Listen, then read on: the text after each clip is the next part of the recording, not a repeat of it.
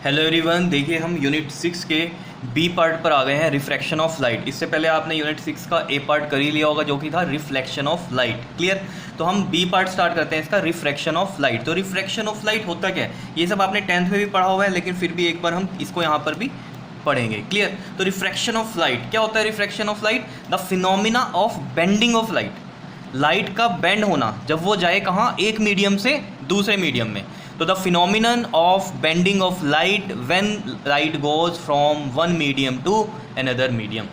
जब लाइट एक मीडियम से दूसरे मीडियम में जाएगी तब क्या होगा, वहाँ पर बेंडिंग होगी। अब बेंडिंग भी दो तरीके से होती है, एक तो होती है बेंड टुवर्ड्स द नॉर्मल और बेंड होती है एक अवे फ्रॉम द नॉर्मल, वो हम अभी पढ़ेंगे। क्लियर।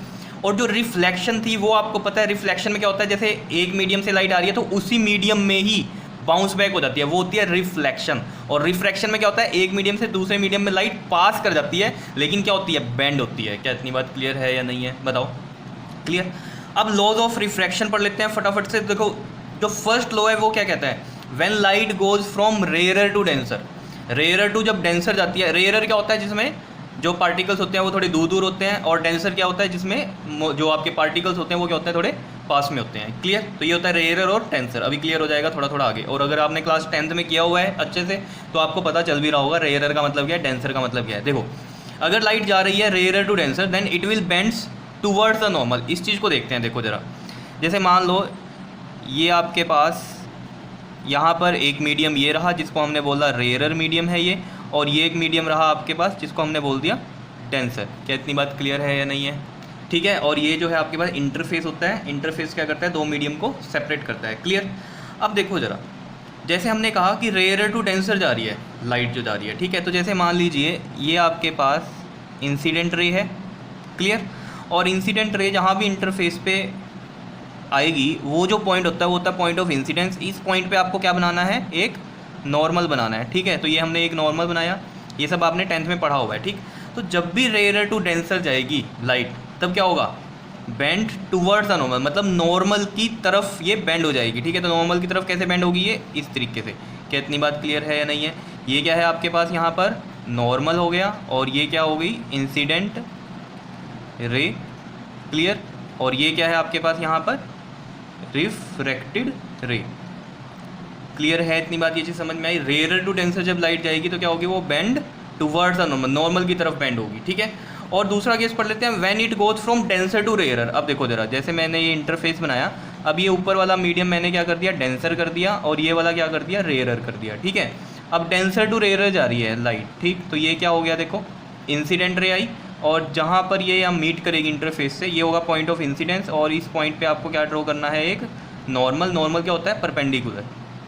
ठीक है। ये आपने नॉर्मल ड्रॉ किया। अब क्या होगा, डेंसर टू रेयरर लाइट जा रही है तो क्या होगा, bend away from the normal, away from the normal होगा। तो अवे फ्रॉम द नॉर्मल किस तरीके से आ जाएगा, ये देखो ये आपके पास इस तरीके से लाइट चली जाएगी यहाँ पर। क्या इतनी बात क्लियर है या नहीं है? ठीक है। तो ये अवे फ्रॉम द नॉर्मल हो गया, और ये यहाँ पर मैं लिख देता हूँ दोबारा से, ये क्या है आपके पास, इंसिडेंट रे, ये क्या है, नॉर्मल। क्लियर। और ये क्या है आपके पास, रिफ्रैक्टेड रे। ये सब आपको पता भी है। ठीक है। इतना कोई मुश्किल बात नहीं है। ठीक। अब देखो इंसिडेंट रे नॉर्मल के साथ जो एंगल बनाती है वो होता है एंगल ऑफ इंसिडेंस, और जो रिफ्रैक्टेड रे जो नॉर्मल के साथ एंगल बनाती है वो होता है एंगल ऑफ रिफ्रैक्शन। तो ये आ गया आपके पास आर।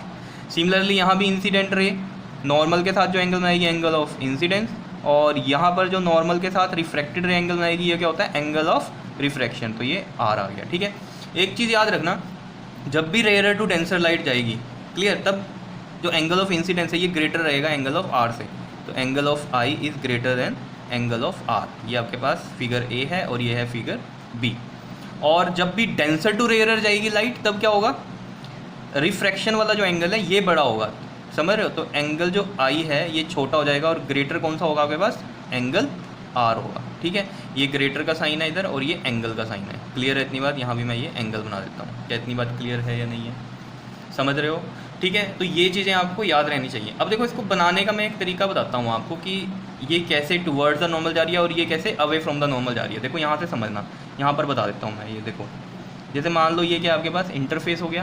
क्लियर। ये क्या है, इंटरफेस, और ये रही आपके पास इंसिडेंट रे, और ये क्या बना दिया हमने यहाँ पर, एक नॉर्मल। ठीक है।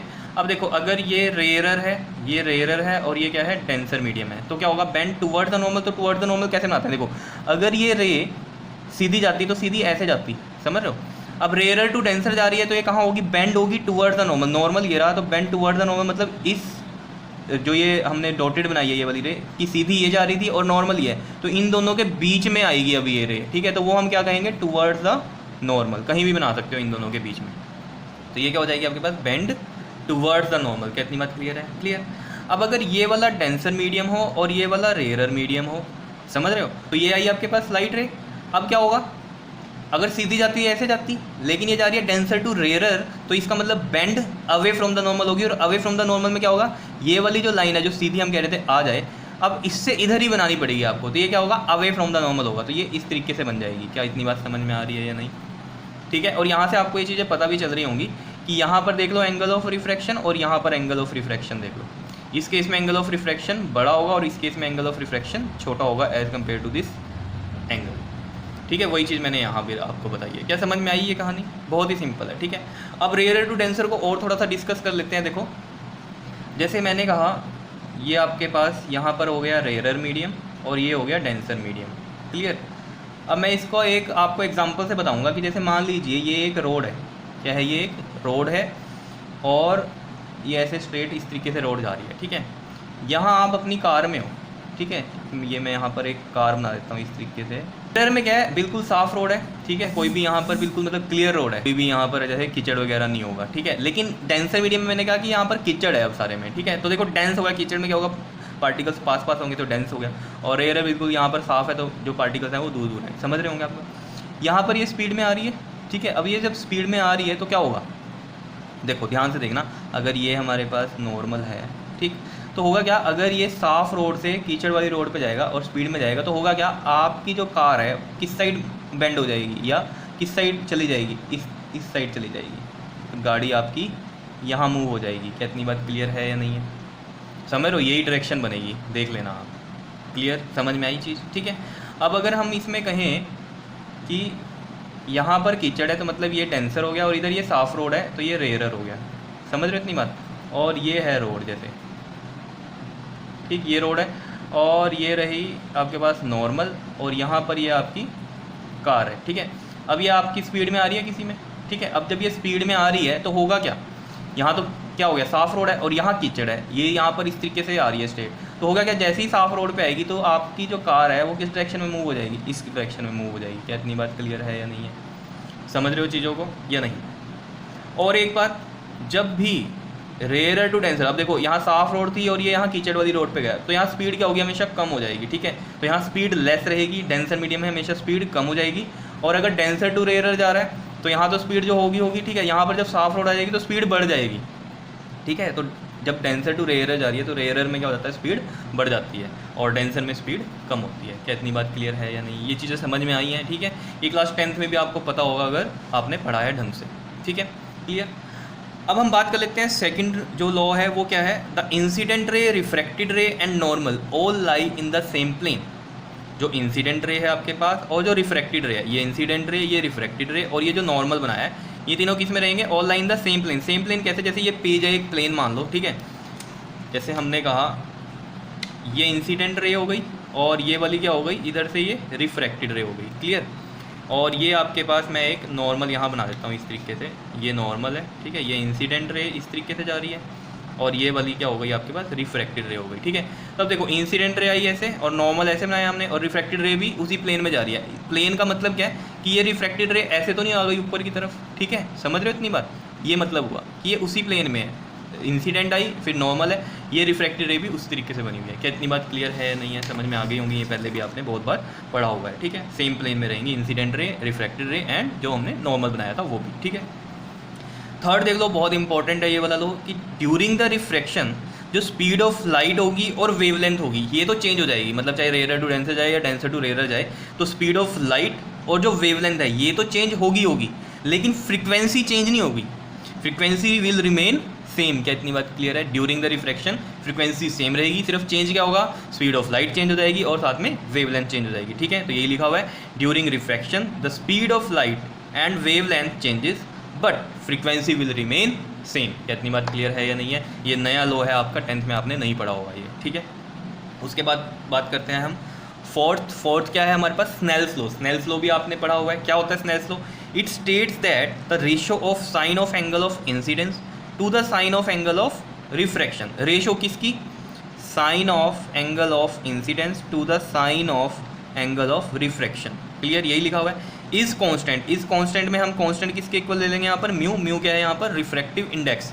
अगर क्लास 10th में आपने देखा होगा तो हम एन से लिखते थे, यहाँ पर हम म्यू से लिख देंगे। क्लियर है इतनी बार? ठीक है, तो यही चीज़ यहाँ लिख रखी है। It states that the ratio of sine of angle of incidence to the sine of angle of refraction is constant and that constant is known as, क्या होता है ये? रिफ्रैक्टिव इंडेक्स होता है। ठीक है, अब ये कांस्टेंट की कहानी को समझते हैं। देखो कांस्टेंट का मतलब क्या है यहाँ पर समझते हैं। देखो इसको, जैसे एक एग्जांपल लेते हैं हम। जैसे मान लो ये इंटरफेस बनाया मैंने और ये रही इंसिडेंट रे और ये क्या है आपके पास? नॉर्मल। ठीक है, और ये मैंने कहा ये रेयरर मीडियम है। ठीक है, और ये क्या है? डेंसर मीडियम है। जैसे मान लो यहाँ एयर है और यहाँ पर क्या है? वाटर है, ऐसे समझ लो। ठीक है, वाटर डेंसर ही होता है as compare to air.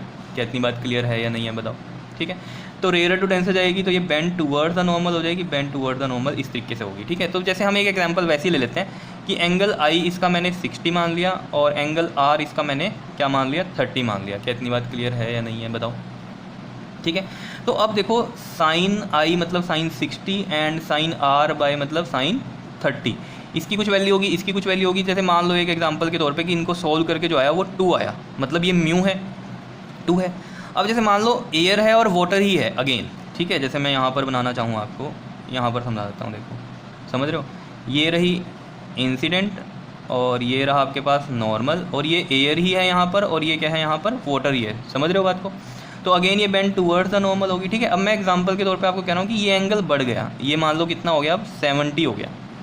Clear? Angle आई कितना हो गया? 70। तो जो स्नेल्स लॉ है उसके अकॉर्डिंग साइन 70 और ये नीचे एक एंगल आर होगा। ठीक है, अब ये एंगल जो होगा ये वो एंगल होगा जिसमें साइन 70 और इस एंगल को सोल्व करके आंसर क्या आना चाहिए? 2 ही आना चाहिए।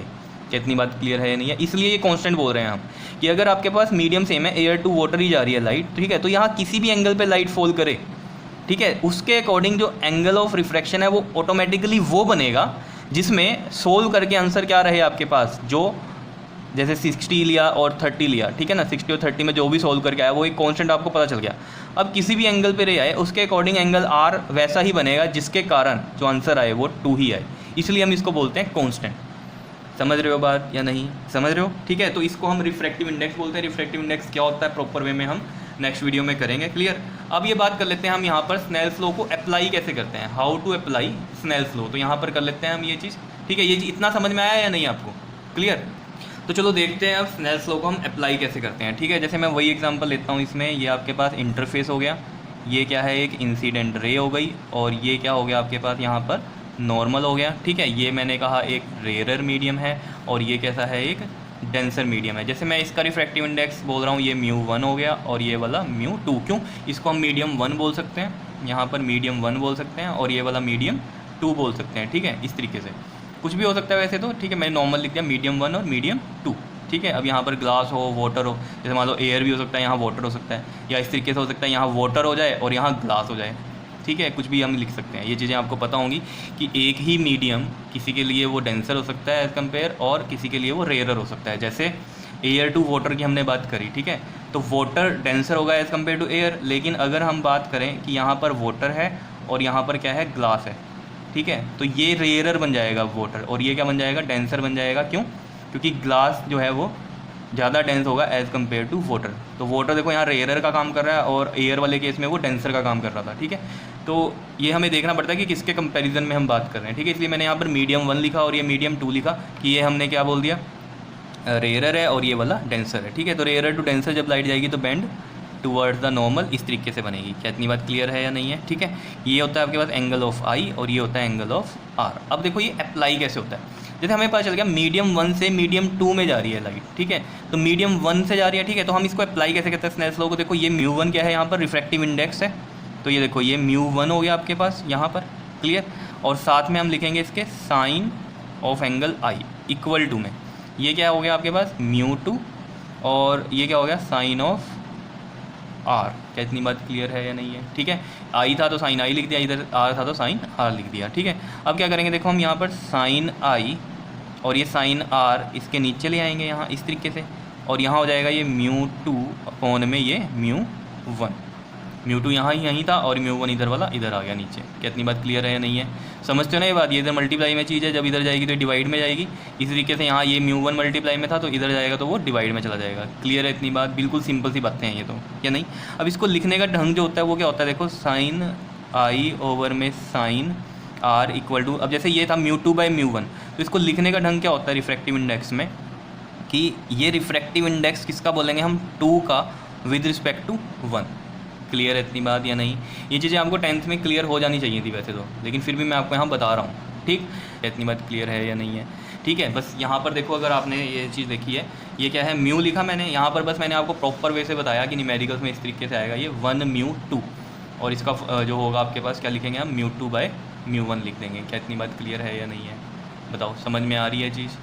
ठीक है, मैं यहाँ लिख भी देता हूँ ये कि 1 म्यू 2 का मतलब क्या है, where 1 mu 2 means refractive index of, किसका है ये, मीडियम 2 का विद रिस्पेक्ट टू मीडियम 1 है।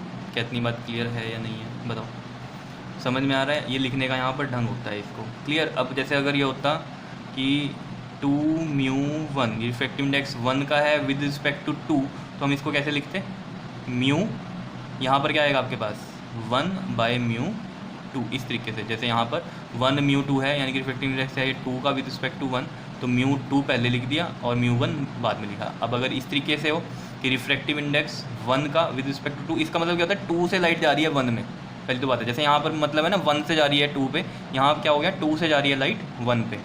ठीक है, तो ये किस तरीके से लेंगे, म्यू 1 बाय म्यू 2। कितनी बात समझ में आई है या नहीं? क्लियर? तो ये सब बातें आपको पता भी होनी चाहिए थी, ये क्लास 10th में भी आपने की हुई हैं। क्लियर? फिर भी यहाँ पर हमने एक बार ये पढ़ी ली है। क्लियर? समझ रहे हो ना चीज़ों को? ठीक है, तो हम नेक्स्ट वीडियो में करेंगे अब रिफ्रैक्टिव इंडेक्स और relative refractive index. Clear? Okay जी, थैंक यू।